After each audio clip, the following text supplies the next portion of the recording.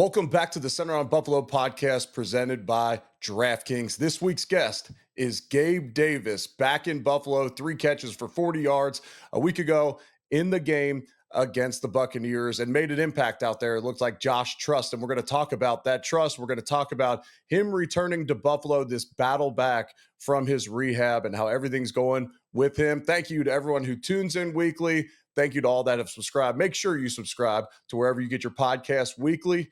Enjoy this one. Go Bills. Hit us up on all social media at The Buffalo Pod. Let's take a moment to hear from one of our podcast partners, and that's Dan-O Seasoning.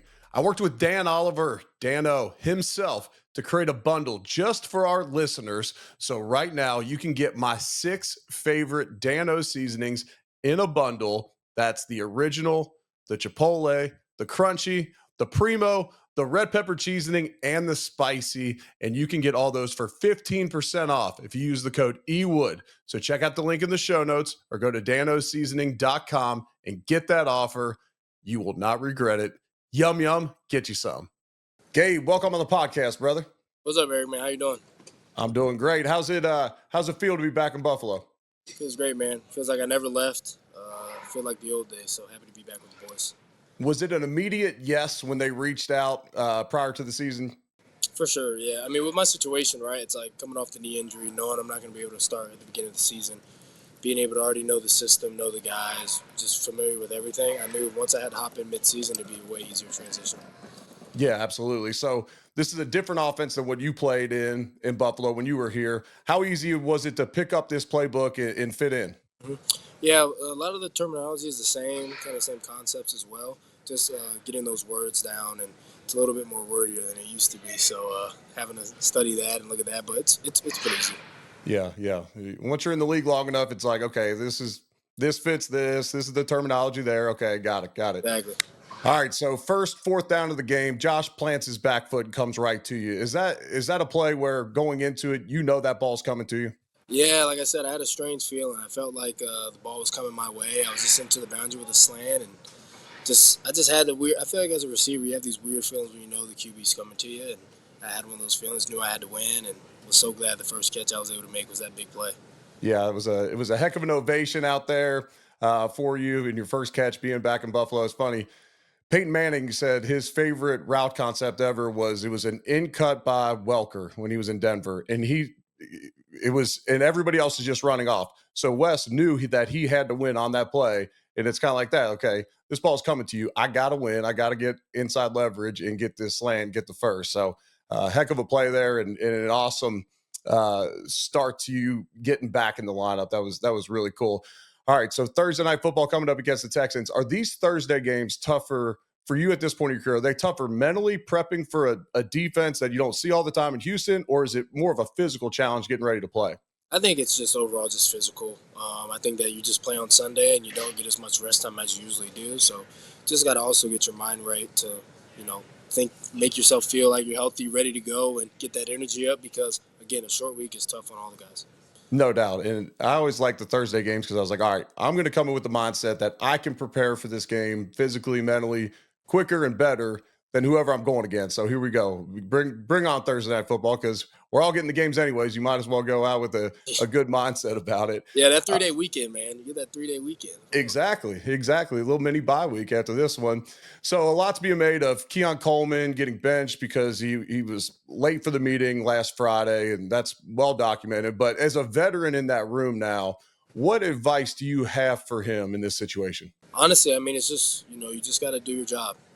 You Yep. got to do what everybody else is doing. You got to hold yourself accountable. There's only so much, teammates can do for each other. At the end of the day, we're grown men, and we have to make the right decisions, especially when it comes to making its meetings. And, I love Keon, great kid, and, would love to see him back on the field. I got nothing bad to say about him. He's a great athlete. He's a smart player, too, knows football very well.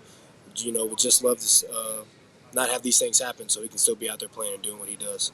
Yeah, absolutely. And I'm sure you guys have heard it, but this wide receiver room has taken a lot of criticism from the media throughout the season. Does that become somewhat of a rallying cry for you all, or do you guys just ignore the noise? Yeah, I mean, the reality is everyone knows and hears all the things about the receiver room, right? I mean, you look back in the past where we literally had, 10-year vets and guys who played a long time and made a lot of money, and our room is just different. And I feel like I don't see what the issue is. The guys were in the AFC Championship last year, so No doubt. obviously they're doing things right. So I just kind of, in one ear and out the other, but not too worried about what others are saying. Just worried about the guys in the building. And like I said, the Bills have had success for the last 6 years, and last year was one of the best, successful years they've had. So you just can't really fall into that too much. Let's take a moment to hear from our podcast partners, and that's our good friends at Waterboy, my favorite electrolyte packets out there on the market. These things are great. I start the day each and every day with one of these to get that cellular hydration going, helps with brain fog throughout the day, helps prevent muscle cramps. And these things are things that I used when I was playing, and I love how clean these are. And I also love all the different flavors they have. You can check them out at waterboy.com. And right now, when you make a purchase, you can get a free trial pack to try out a bunch of the other flavors as well. Go check them out at Waterboy. How great was it to see Terrelle Shavers get those opportunities to make those plays last week against the Bucs? Yeah, man. I mean, when he first got here, I think he was a practice squad guy. Yep. The guys playing over him, and now a couple years later, he's out here catching 43-yard touchdowns and catching digs across the middle and making big blocks in the run game. It's just someone who sacrifices everything, stays the course, and trust the process. You see how it all pans out, and I'm just so happy for Shaves to be able to do what he's doing today.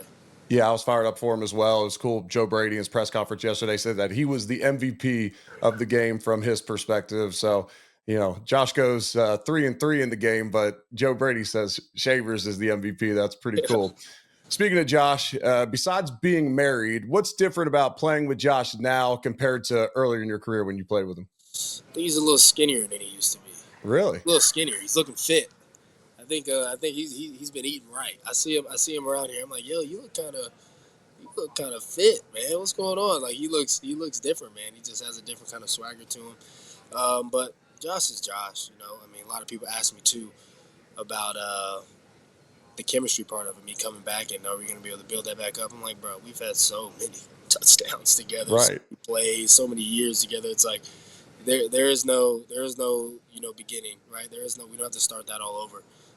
Starts off right where we left off, and it's easy. Yeah, that's cool. Yeah, he was on Chris Long's podcast, and they were talking about his weight and how he's a little slimmer now, and he credited Zins for maybe taking away a little of his appetite. So yeah. They say the appetite depressant or whatever. Yep, no doubt. All right, we're gonna get to the rapid fire questions brought to you by Dan-O's Seasoning. Question number 1: did you and Josh keep your same handshake from before you left for now? Oh yeah, still got it. Yep, that's cool. I know you were involved in the poker games in the past. Who's the best poker player on the Bills? Oh, yeah, I don't want to toot the horn, but you can ask everyone else. But it's definitely me. Yeah, Josh says him, so I like the confidence out of both of you guys. I brought this thing. I brought it, to Buffalo, man. We made it a thing. It's awesome. Is there a Boo-Ray game or anything on the plane rides? We used that Boo-Ray, and then once we started running Texas Hold'em, I got a poker table put in my house. I mean, Hold'em became the biggest game. What do you think of this Grape Davis saga from those crazy posts that the Bills social media team do after wins? Yeah, I got no idea. I was just talking. I was like, I don't even know where that comes from. Everyone's like, "Yo, are you following the storyline?" I'm like, not really. I don't get it. Everybody loves it though. But they say I need to get that Grape Davis and make a wine or something with that name.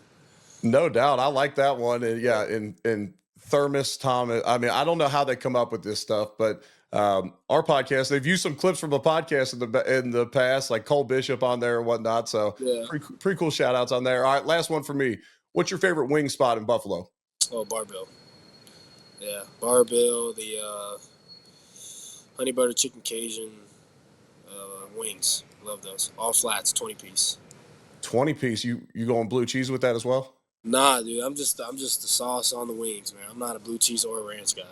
I love it. Well, hey, appreciate the time. I know it's a tight week. Good luck in Houston on Thursday, and good luck, brother. Very appreciate you. Thank you. Thanks for tuning in to another episode of Centered on Buffalo. This week, the Bills at the Texans, and they got a 5.5-point spread. The Bills are favored on DraftKings right now.